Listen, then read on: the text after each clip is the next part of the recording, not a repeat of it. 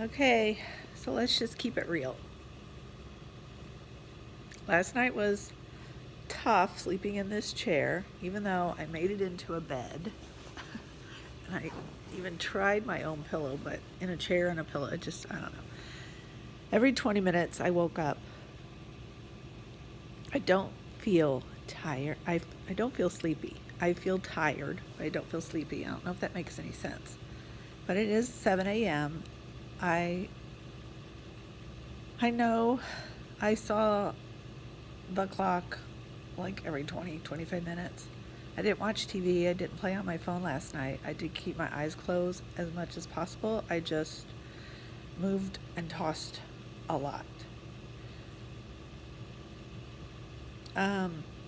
It's also a lot lighter in the living room in here at night. There's a lot of different variations, just my surroundings. I wasn't in any pain. My nose began to drain. I switched to a headband, which purple's the only one I could find in the middle of the night.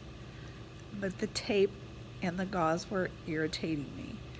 The gauze they gave me was a circle pad and had a ridge around it, so when I would fold it, it was rubbing on my lip here. I broke out a couple days before surgery. I don't know why. I haven't broke out in years, but I have a little bit of acne going on my cheeks right here and around here and around here. But the tape was irritating that, so I put the soft headband around my face. I switched to Kleenex rolled up.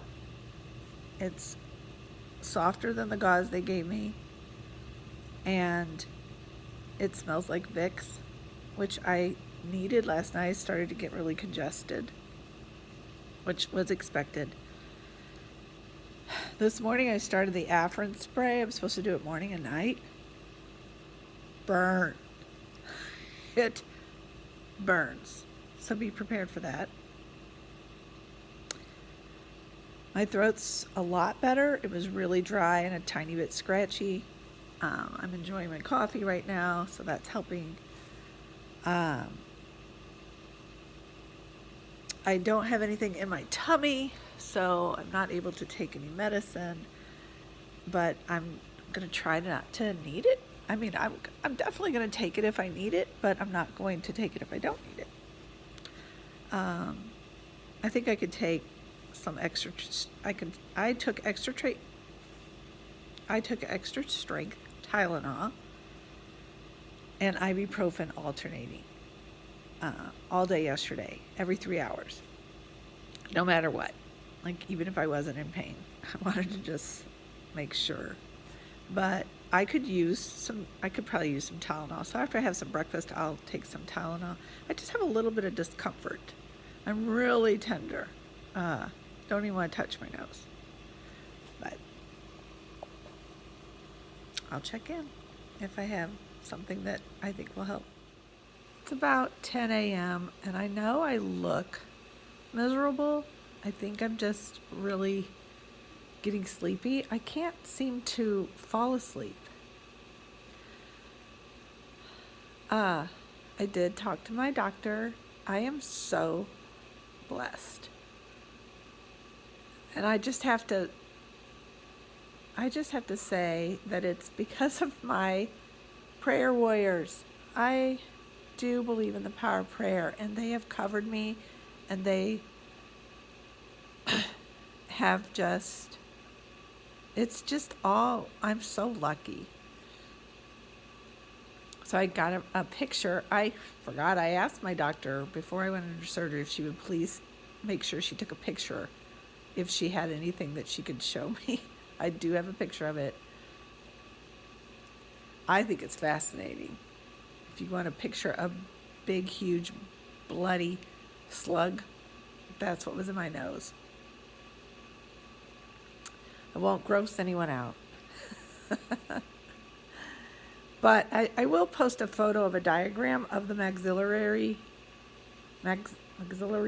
sinus cavity, which is around here, and basically this lesion was pretty much inside this area and curved around into my nose.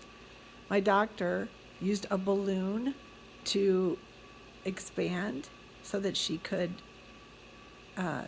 do less cutting or scraping or anything. But that's why I have minimal bleeding, like a tiny bit of bleeding.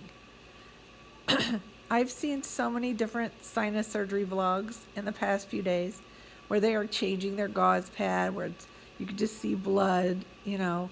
I have none of that. The only reason that I am wearing this is because our house is so dry.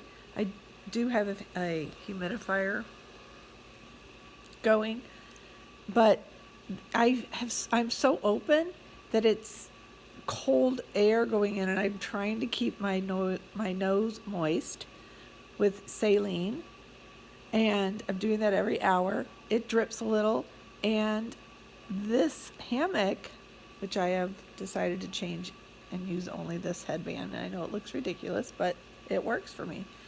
But it's keeping my nose warm and keeping me from wanting to breathe out of it, because I'm trying not to get it, I'm trying to keep it moist and heated instead of cold and dry, so that it doesn't get all clogged up with anything. I'm fearful of any kind of bleeding or congestion or anything. So I'm being a good patient, and I'm staying upright, because I've seen a lot of different patients where they're catching themselves, they're bending over too much, and that creates pressure.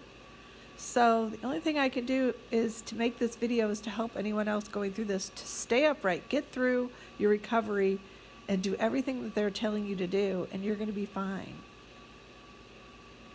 I'm forcing myself, if I have to get up or get anything, like packing my daughter's lunch today before she left for school, I was squatting to go get things out of the dishwasher, and it's almost like I'm treating it to where I'm keeping my head completely straight, or that I have a neck pain or a lower back pain and I'm trying not to bend over. I'm not going to bend over until next week. I'm keeping myself upright, or well, until I know for sure my doctor says I can lay back. She told me to keep myself elevated. I go in a week, and she's going to start me on saline rinses after next week, she said. But I go in on February 14th, and yeah, I want to keep vlogging this because it is a journey. I think that it would be very helpful for anyone else who has this type of lesion that they need to get removed. I'm still shocked at the size of the thing that was in my nose, and I'm so relieved it's out. And I know I look absolutely horrible, but it is what it is. So this is just an image I found on Google, but the arrow is pointing to where the lesion was, and it was about that big. Hey guys, it's about 6 o'clock, and I changed positions. I also removed my bandage. I'm waiting to have my last dose of ibuprofen, because I'm not real hungry. I have a little bit of a headache, little bit of pain through here. I'm super tender on the edge of my nose, but I think I'm going to be able to sleep. My husband moved my chair down to the basement. There's no lights down here and no windows, so I couldn't sleep last night. That's like our floor plan is all open, and there's no covering over the window upstairs. So, and my dad gave us this chair, and so now we have an extra piece of furniture in our little basement here. This is my husband's man cave. He moved his office down here. He used to work from home,